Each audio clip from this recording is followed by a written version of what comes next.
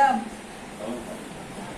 माझी प्रिय सखी, मागे सरले ते क्षण आनंदाचे, मागे सरले ते क्षण आनंदाचे, इतके काबाड कष्ट केले मागच्या पिढीचे करताना येऊन इतके काबाड कष्ट केले आणि पुढच्या पिढीला घडवताना मन मारून जगले ग. वयाची साठी ओलांडली करतात हातपाय, कुरकुर करतात हातपाय. मुलं रमली त्यांच्या आयुष्यात. नातवंडीच आहेत ग, नातवंडे आहेत. बघता बघता ती पण मोठी झाली. अवधी 3.5 वर्ष आणि 5.5 वर्षाचाच ना पण ते आता आपल्याला म्हणतात कसं, आजी बिझी आहे ना मी, मग करायचं काय.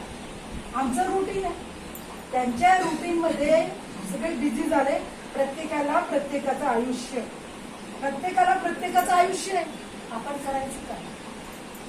करायचं काय.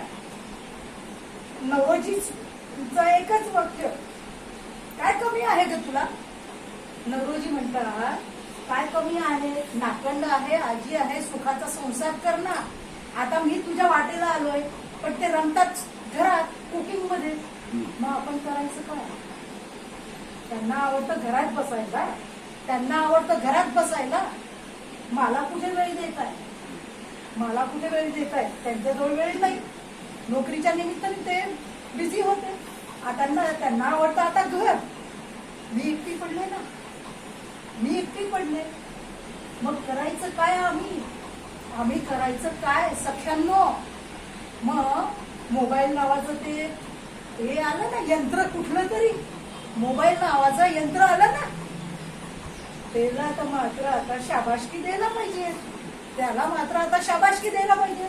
कारण त्याला मी आशीर्वादही देते, कारण त्यांनी माझं एकटेपण घालवलं. त्या मोबाईलने माझं एकटेपण घालवलं. आलं माझ्या आयुष्यात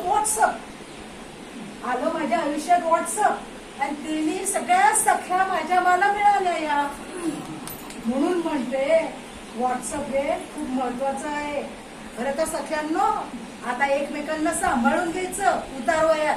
काय आपण आपल्या नातवंडांमध्ये गुंतलोय, आपण थकत पण चाललोय. मग काय करायचं. आता आपण आपल्या व्हॉट्सअप वरती भेटू बरं का प्रिय सख्यांनो.